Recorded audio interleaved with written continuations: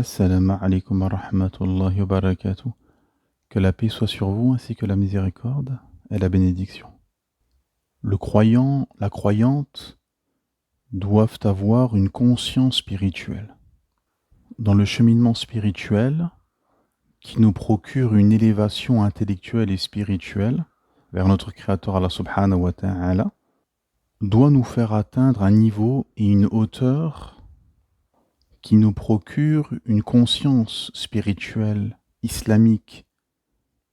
Cette conscience déjà, cette prise de conscience de savoir que notre Créateur Allah subhanahu wa ta'ala nous observe, de sentir la présence divine, de ne pas être à l'inverse justement de cet état de conscience spirituelle qui est l'état d'insouciance.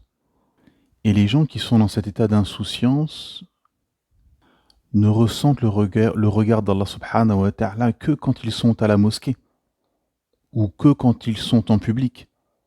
Mais quand ils sont dans la société, quand ils sont en dehors de la mosquée, quand ils sont seuls, quand ils sont entourés de non-musulmans ou de non-pratiquants, quand ils ne sont pas dans un cadre, on va dire, d'adoration, ou dans un endroit d'adoration, tel la mosquée, eh bien, ils vivent comme des non-musulmans.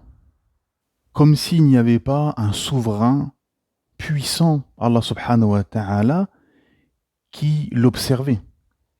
Et donc, à ce moment-là, il transgresse les lois divines et il ne respecte plus le paradigme islamique dans ce qui est bien, dans ce qui est mal, dans ce qui est licite, dans ce qui est illicite.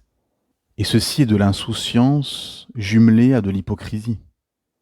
Alors que le croyant qui est dans une conscience spirituelle sait qu'à tout moment de la journée, à tout moment de sa vie, il est observé par Allah subhanahu wa ta'ala. Illustré par ce célèbre hadith du prophète Mohammed sallallahu alayhi wa sallam, d'après Abu Darda et rapporté par Tabarani, rahimallah, quand il nous dit « Adore Allah comme si tu le voyais, et certes si tu ne le vois pas, lui te voit. Compte ta propre personne parmi les morts, c'est-à-dire soit dans ce bas monde comme un étranger, qui peut à tout moment mourir. Prends garde à l'invocation de celui qui subit une injustice car elle est exaucée, et celui d'entre vous qui peut assister aux deux prières de l'Aïcha et du Fajr, même en rampant qu'il le fasse. » Donc là, on est dans une conscience spirituelle quasi absolue car tu vis en sachant qu'à tout moment, Allah Ta'ala t'observe, te voit, sait ce que tu penses, sait ce que tu as derrière la tête, connaît tes pensée secrète. Allah Ta'ala sait ce qu'il y a au plus profond de toi, te connaît mieux que toi. Donc là, on est dans une conscience spirituelle. On est loin de la personne insouciante qui croit naïvement que Allah Ta'ala l'observe que seulement à la mosquée ou pendant sa prière et que le reste du temps, le reste de sa journée, le reste de sa vie, finalement, il vit comme un non-croyant. Et c'est le cas de beaucoup de personnes qui se réclament de l'islam aujourd'hui, mes frères et sœurs. Beaucoup finalement vivent comme les athées, pensent comme les athées, ont les mêmes objectifs de vie que les athées, ont la même perception du monde que les non-croyants. Ils ont les mêmes réflexes, les mêmes schémas mentaux, les mêmes éléments de langage, le même narratif. Ils sont complètement dans l'insouciance. Ils transgressent les lois d'Allah subhanahu wa ta'ala. Le bien, le mal n'est plus un curseur divin spirituel, mais un curseur de société, de normes sociales, de normes tribales, de normes du travail. Beaucoup au travail ne se basent pas sur la législation d'Allah subhanahu wa ta'ala pour savoir ce qui est bien, mal, licite ou illicite dans leur activité. Non, c'est par rapport à ce que l'entreprise a décidé ce qui était bien ou pas bien, par exemple. La personne qui est dans une conscience spirituelle a mis l'islam au centre de sa vie. Et à partir du moment où on met l'islam au centre de sa vie, où le curseur de son existence est la sharia d'Allah subhanahu wa ta'ala, la boussole de sa vie est la méthodologie prophétique, et l'alpha et l'oméga de sa vie est cette ascension spirituelle vers son créateur Allah subhanahu wa ta'ala, et bien à ce moment-là, elle est dans une pleine conscience spirituelle, une pleine conscience islamique. Et ceci fait partie de l'épreuve de notre époque, c'est que ceux qui sont dans cet état de conscience, sont très peu. Sont des rourabas, des étrangers, des gens étranges, comme le prophète Mohammed sallallahu alayhi wa sallam a annoncé. Et c'est pour ça qu'on entend souvent ces phrases abjectes qui consistent à culpabiliser le croyant. Du style « Oh, tu ramènes tout à la religion. Oh, tu parles trop d'islam. Oh, il n'y a pas que la religion dans la vie. » Ou ceux qui transgressent les lois d'Allah Ta'ala en justifiant cela par le fait que aujourd'hui, si tu appliques tout l'islam, tu fais plus rien. Wal'iyadu billah. Et ceci, tous ces propos, toutes ces réflexions, toutes ces vues de l'esprit sont et proviennent de personnes malades du cœur, corrompues, qui veulent ce bas monde en réalité. Car alhamdulillah, l'islam est valable en tout temps et en tout lieu, avec des règles justes, une morale, une éthique. Car aujourd'hui, les gens ne veulent plus souffrir, ne veulent plus patienter, les gens veulent tout. C'est pour ça que, par exemple, beaucoup usent de riba, d'usure bancaire, pour acquérir des biens. Et ce sont les mêmes qui vont vous dire aujourd'hui, si tu appliques tout l'islam, tu fais plus rien. Non, tu peux tout faire. Le problème, c'est que de tels personnages veulent vivre selon leur passion, veulent vivre comme les non-musulmans. Et la boussole de leur vie, c'est le schéma préétabli par les incroyants. Le curseur de leur vie, c'est ce que disent les gens, les nouvelles normes sociales corrompues.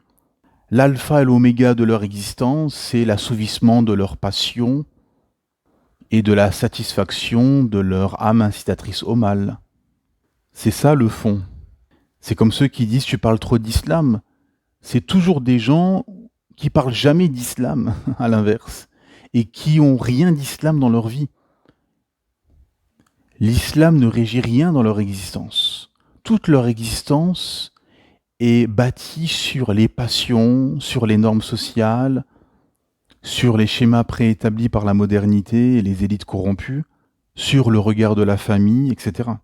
Et donc tous ces gens, comme ils sont nombreux, pour se déculpabiliser et à l'inverse culpabiliser les croyants sincères, ils ont toute une armada d'éléments de langage qu'on vient d'étaler. Car le fond, c'est qu'ils sont justement dans une insouciance spirituelle, à l'inverse de la conscience spirituelle.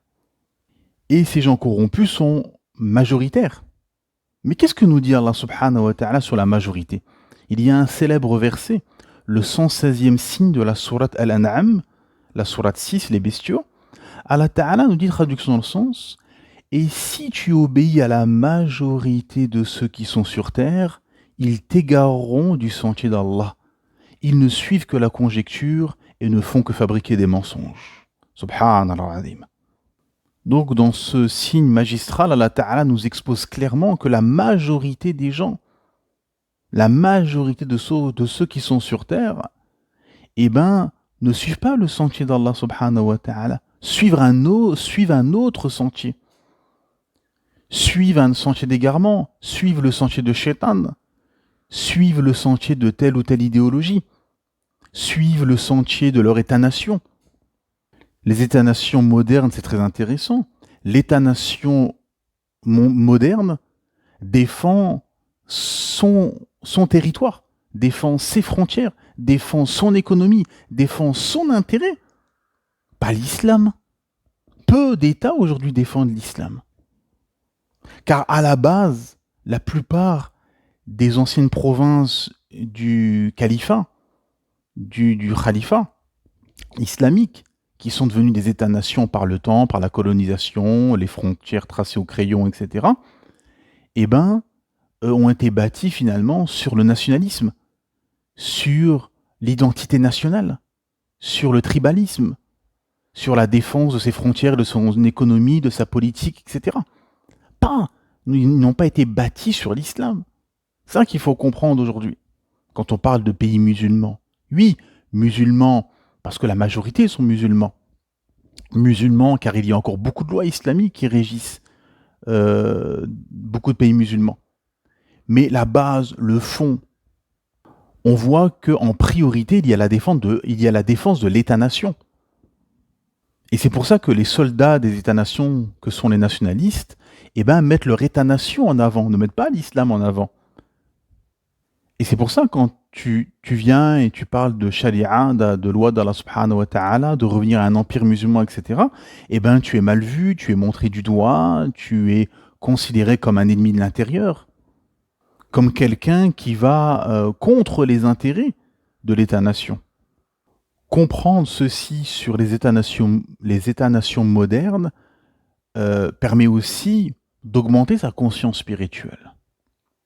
Car le concept d'État et de politique en islam, c'était un empire expansionniste.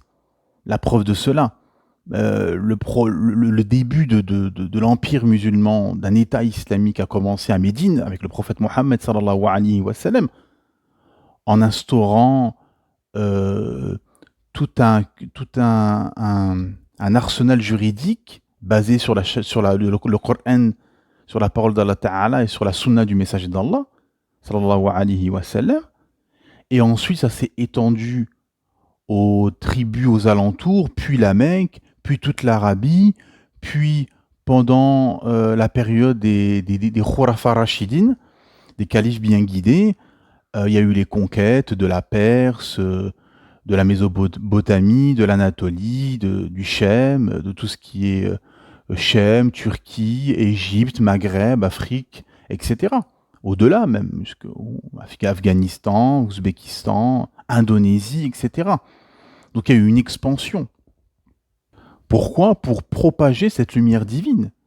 Car le croyant doit propager l'islam, doit propager la lumière divine révélée. L'islam n'est pas seulement un dogme, une idéologie, un parti politique qui défend ses intérêts, et ça s'arrête là. Non, l'islam est au-dessus de tout ça, au-dessus des idéologies, au-dessus des partis politiques, au-dessus des États-nations.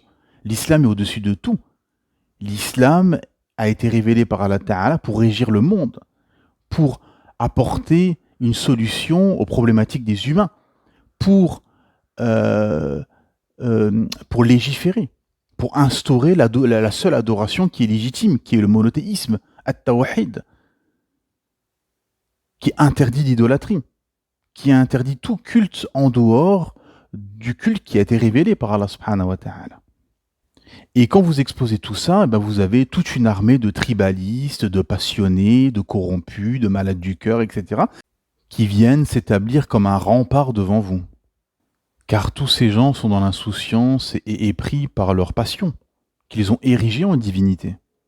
Allah Ta'ala, dans la sourate Les Romains, il nous dit « Vois-tu celui qui a érigé sa passion en divinité ?» Wal'iyadu billah. Et beaucoup ont érigé leur État-nation, leur idéologie, leur penchant, leur passion en divinité. C'est pour ça qu'Allah subhanahu wa ta'ala, au 106e signe de la sourate Yusuf, nous dit « Et la plupart d'entre eux ne croient en Allah qu'en lui donnant des associés. » Peu sont de véritables monothéistes, avec cette conscience spirituelle, qui fait que tu organises ton temps en fonction de ta spiritualité. C'est-à-dire que tu n'utilises pas ton temps dans l'insouciance. Non. Même des divertissements, dans le divertissement, on peut trouver un moyen de méditation, un moyen spirituel.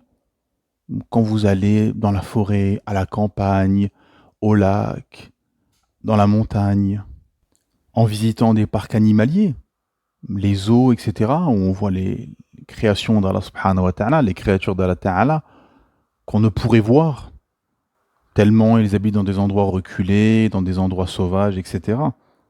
Profiter de son temps dans le cheminement spirituel, dans l'apprentissage de la science, en consacrant une partie dans la journée dans la lecture du Coran, comme les ulama recommandent fortement de consacrer un petit temps, le matin, le soir, l'après-midi, à un moment donné, vous avez du temps dans la lecture du Coran.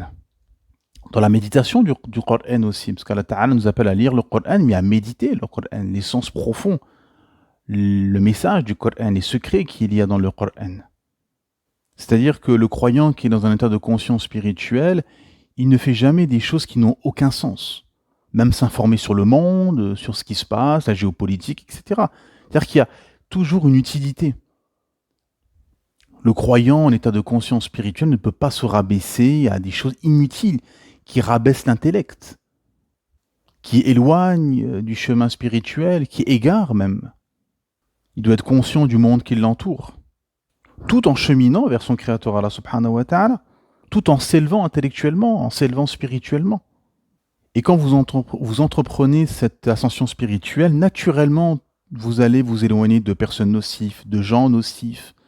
Vous allez vous éloigner de pertes de temps inutiles.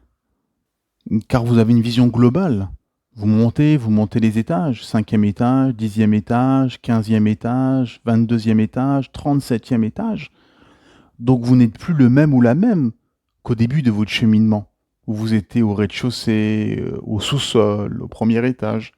Vous êtes élevé.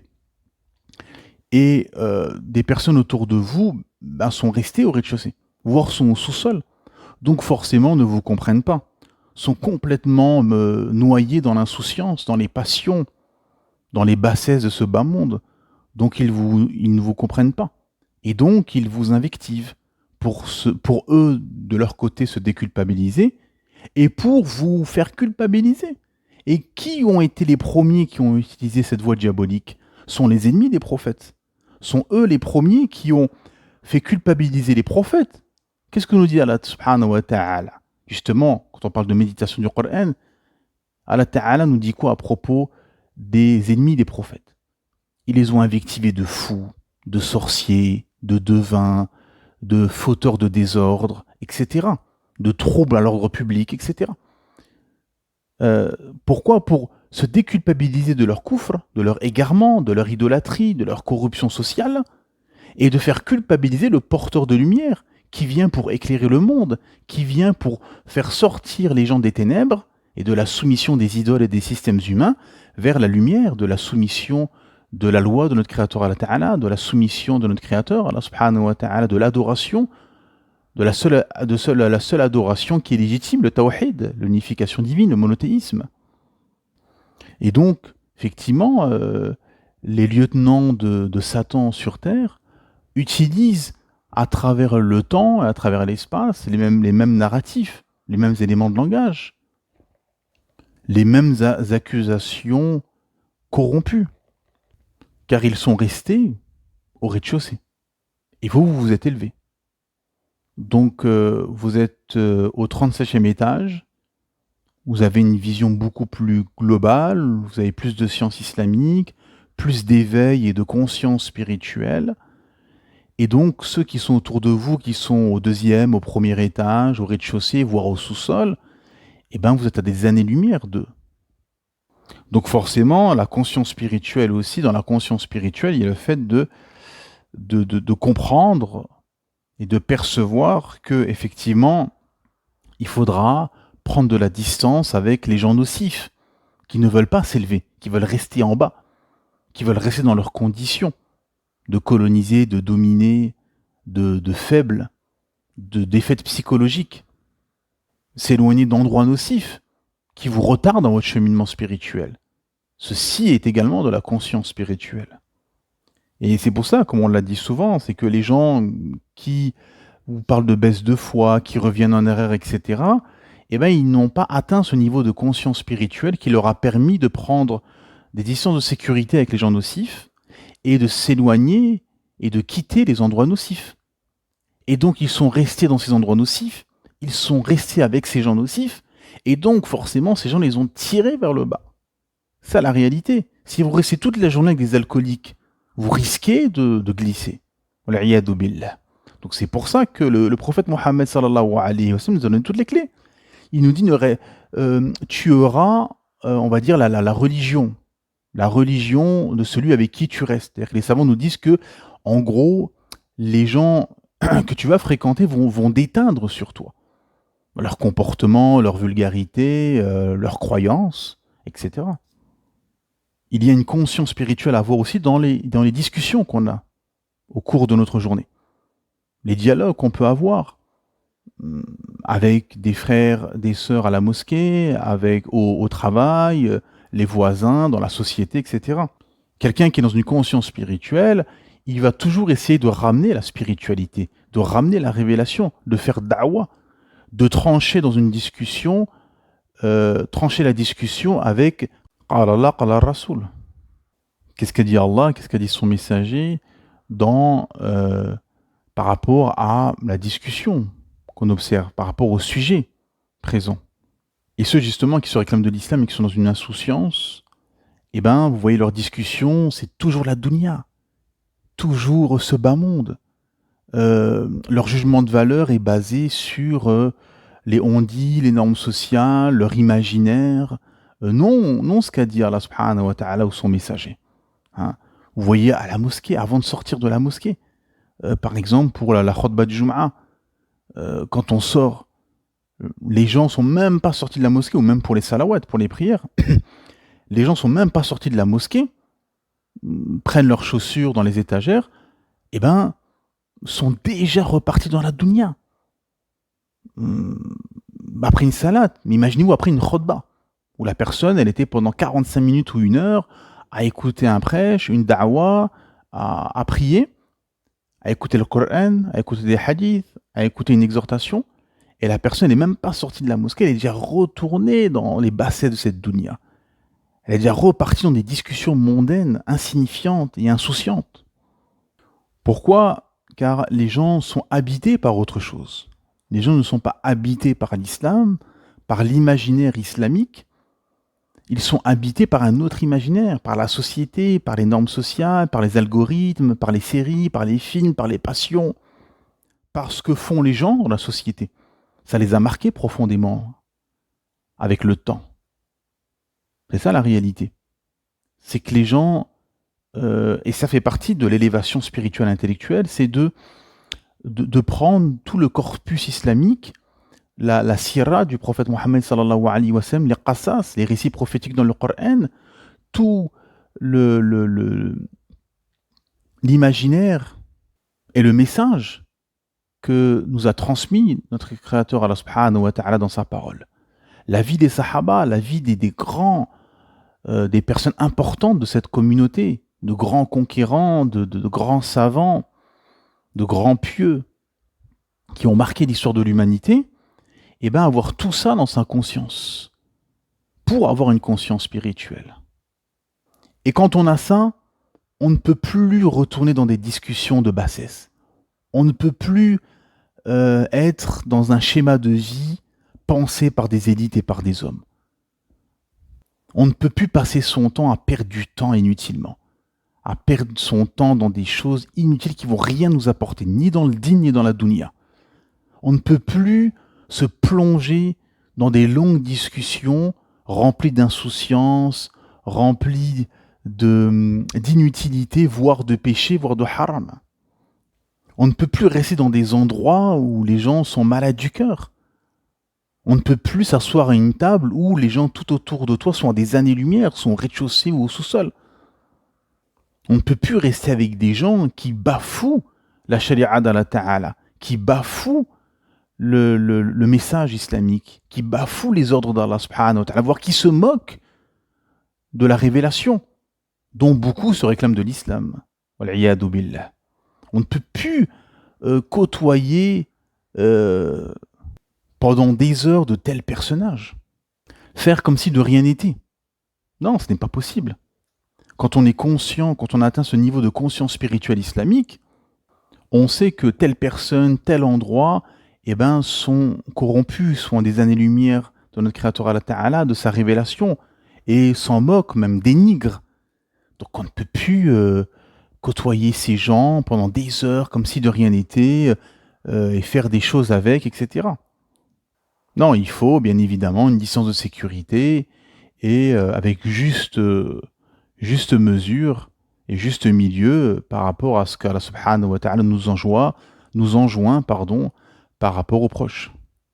Car la réalité, c'est que dans cette époque, les gens qui sont dans une conscience spirituelle sont de plus en plus rares. La plupart des gens courent derrière ce bas monde, sont dans la course aux passions, la course à l'orgueil, la course aux richesses, la course à l'absurde, sont ou colonisés intellectuellement et veulent répéter le schéma du colon, sont ou des racailles, des voyous, sont ou des esclaves de ce bas monde.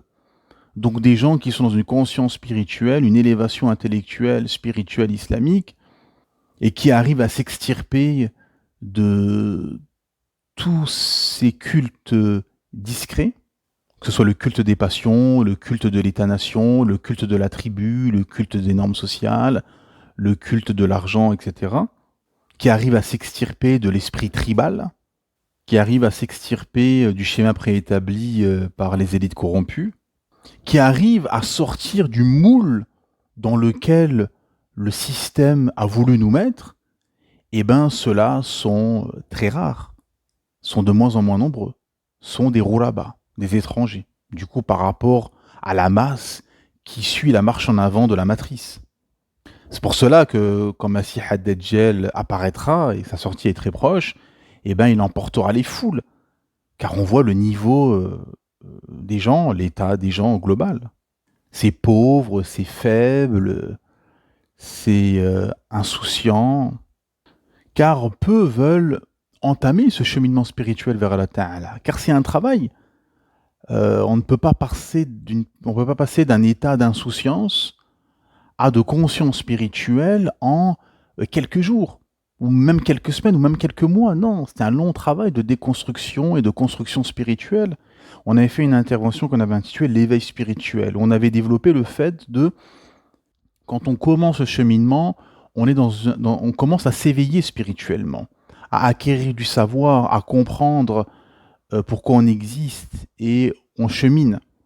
Et là, la conscience spirituelle, c'est de maintenir tout ceci, tout ce qu'on a acquéri, tout ce travail, tout ce cheminement, tout ce savoir qu'on a emmagasiné, et ben tout ceci, il faut le transformer dans une conscience spirituelle, qui nous permettra de garder le cap, de nous maintenir à flot, de comprendre tout ce qui nous entoure, les événements, d'avoir une clairvoyance, un discernement, et de s'accrocher au câble d'Allah subhanahu wa ta'ala.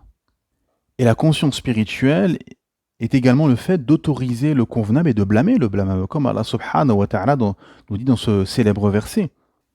Kuntum khayra ummatin ukhrijat linnas tamuruna bil ma'ruf wa tanhauna 'anil munkar. Vous êtes la meilleure communauté qu'on a fait surgir pour les hommes. Vous ordonnez le convenable et interdisez le blâmable. Et croyez en Allah subhanahu wa ta'ala. On raconte que le calife Omar ibn Khattab aurait dit que s'il y aurait eu un 6e pilier de l'islam, ça aurait été celui-ci, d'autoriser le convenable et de blâmer le blâmable. Et on a de nombreux récits à ce sujet qui nous démontrent que ne pas accomplir ceci est une gravité qui peut mener à sa perte.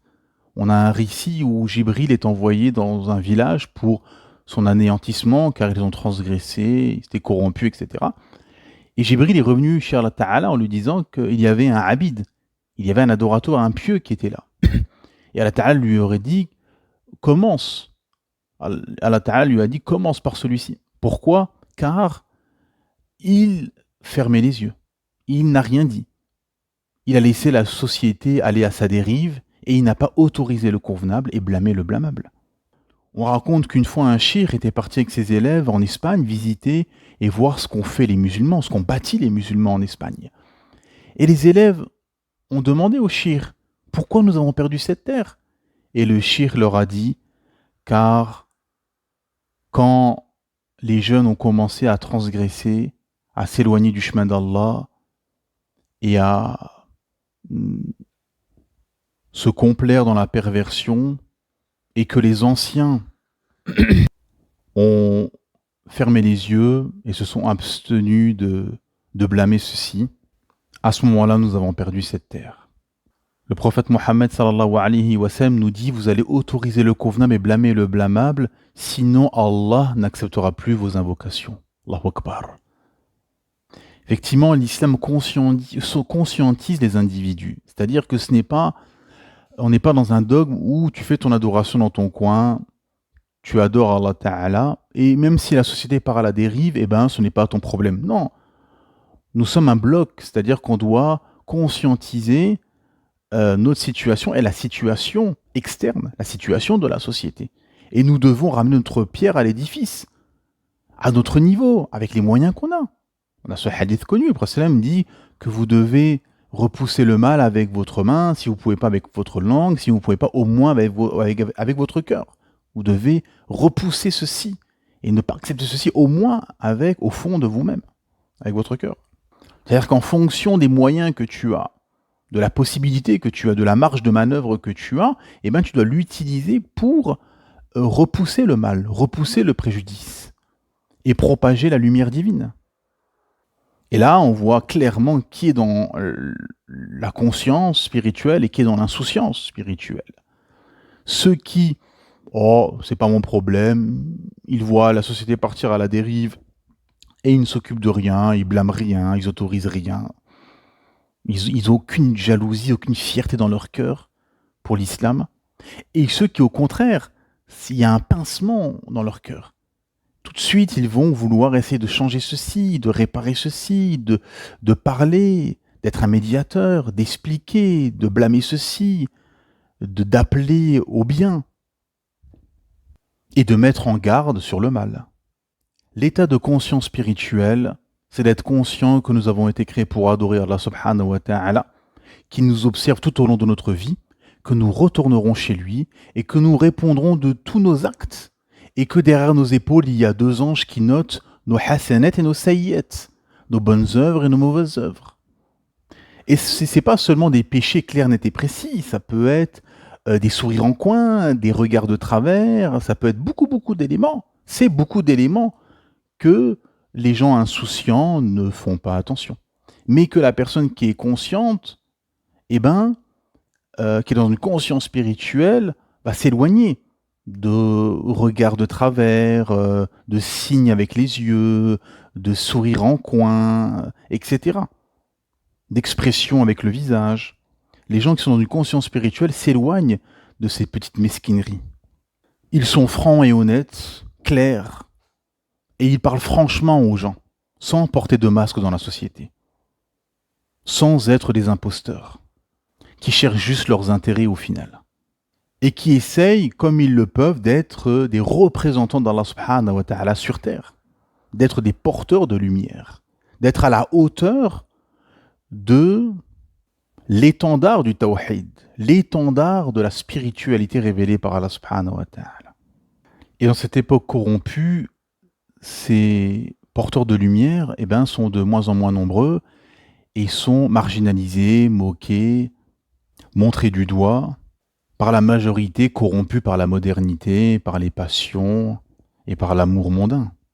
C'est pour ça que quand le prophète Mohammed sallallahu alayhi wa sallam nous a parlé de cette époque, il nous a dit que la meilleure personne sera celui qui fuira la fitna pour préserver sa foi avec sa famille dans des endroits reculés.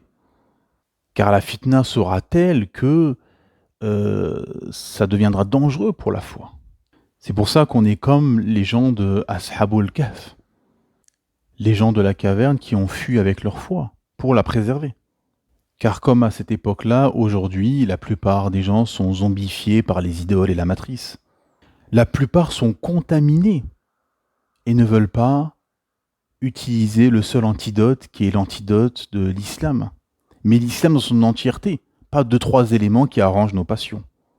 Et dans un autre hadith, le messager d'Allah sallallahu alayhi wa sallam nous dit « Hâtez-vous d'accomplir les bonnes œuvres, car il viendra des périodes de troubles et de tentation telles des parties d'une nuit sombre. L'homme s'y trouve croyant le matin et mécréant le soir, ou croyant le soir et incroyant le matin. Il vendra sa religion pour les biens éphémères de ce bas monde. Wal'iyadu billah. On est en plein dedans, mes frères et sœurs. Accrochez-vous, soyez fiers d'avoir atteint cette conscience spirituelle, si vous l'avez atteint. Si vous ne l'avez pas encore atteint, travaillez les éléments qui manquent pour être conscient spirituellement. Accrochez-vous au câble d'Allah subhanahu wa ta'ala. Ne faiblissez pas devant les suppôts de Satan et les apôtres de ce bas monde qui veulent vous tirer vers le bas. Continuez votre ascension spirituelle perpétuellement jusqu'à qu'Allah subhanahu wa ta'ala reprenne votre âme. Soyez toujours conscient dans tous les moments dans toutes les étapes de votre vie. La famille, la société, les gens, l'activité professionnelle. Voyez bien clair. Il y a des activités professionnelles, même si elles sont licites en apparence, il y a des travails, même s'ils sont licites en apparence, eh ben, leur fonctionnement, les gens qui y sont, comment est cette société, vous allez tout de suite percevoir et prendre conscience que ça va faire baisser votre foi. Cette activité va être nuisible dans votre cheminement spirituel. Cette personne, rester avec trop longtemps avec ces proches-là, ça va être nuisible dans votre foi. Rester dans cet endroit, notamment des terres d'incroyants, va être nuisible pour votre foi. Rester dans tel endroit, tel secteur, ça va être nuisible pour votre foi. Fréquenter telle personne va être nuisible pour votre foi. Continuer ce rythme de vie va être nuisible pour votre foi. Eh bien, tout ceci doit être une prise de conscience pour vous dire non, il faut que je m'éloigne de ça, il faut que j'arrête ceci, il faut que j'entreprenne ceci, etc. Pour être dans une osmose optimale dans votre cheminement spirituel. Plus de prières à la mosquée, plus de lecture du Coran, plus de prières nafila, surérogatoires, plus de méditation de la part d'Allah Ta'ala et de la création d'Allah Subhanahu wa Ta'ala. Plus de balades et d'exploration de la création d'Allah Subhanahu wa Ta'ala dans des endroits qui s'y prêtent. Comme on l'a dit, la campagne, le désert, les montagnes, la forêt, les lacs, d'endroits où il y a des animaux, etc. Car ceci est un médicament. Il y a l'antidote qui est la révélation d'Allah subhanahu wa ta'ala, et il y a cette méditation de la création d'Allah subhanahu wa ta'ala qui est un médicament pour l'âme, le cœur, l'esprit. Et Allah ta'ala nous appelle à méditer sa création. Et pourquoi vous vous sentez bien quand vous êtes dans ces endroits préservés, reculés? Car, comme disent les savants, toute la création fait des louanges à Allah subhanahu wa ta'ala. Dans le premier signe de la sourate At-Taghabun, Allah ta'ala nous dit Yusabbihu lillahi ma fi samawati wa ma fi al-ard, lahul mulku wa lahul hamdu wa huwa ala kulli shay'in qadir. Ce qui veut dire, ce qui est dans les cieux et ce qui est sur la terre glorifie Allah, à lui la royauté, à lui les louanges, et il est omnipotent. Donc tout ceci élève et conscientise spirituellement. Et à l'inverse, rester dans un état d'insouciance, se complaire dedans, et comme nous disent les savants, la foi ne stagne pas, où elle monte ou elle descend, forcément la foi va descendre et la personne va régresser à travers le temps. C'est pour ça qu'on entend souvent des personnes dire « Ouais, mais telle personne faisait ceci, maintenant elle est dans tel état. Telle personne a transgressé, oui, parce que ou ça monte ou ça descend. Ou tu t'élèves intellectuellement, spirituellement, tu prends conscience, tu chemines vers Allah Ta'ala, et plus le temps passe, plus l'expérience de la vie, plus le savoir islamique, plus Allah Ta'ala te donne du discernement, de la conscience, de la clairvoyance, et tu t'enracines dans ce bienfait intérieur, et plus à l'inverse, la personne s'éloigne de son créateur, tombe dans l'insouciance, déchemine et plonge dans les passions et ce bas monde, plus elle va régresser, sa voix et sa foi va baisser. Et ceci est très dangereux. Comme nous dit Allah subhanahu wa ta'ala dans le 179e signe de la sourate 7, nous, Allah, avons dessiné beaucoup de djinns et d'hommes pour l'enfer. Ils ont des cœurs, mais ne comprennent pas. Ils ont des yeux, mais ne voient pas. Ils ont des oreilles, mais n'entendent pas. Ceux-là sont comme les bestiaux, même plus égarés encore. Tels sont les insouciants. Donc l'insouciance est très dangereux. Le rafla est très dangereux. On voit dans ce signe qu'Allah Ta'ala nous dit que ces gens-là tombent dans un égarement plus que ceux des animaux. Et que ceci peut mener au feu de l'enfer, wal'iyadu billah, qu'Allah nous en préserve. Ibrahim ibn Adam, rahimahullah, a dit que les cœurs sont morts à cause de 10 choses.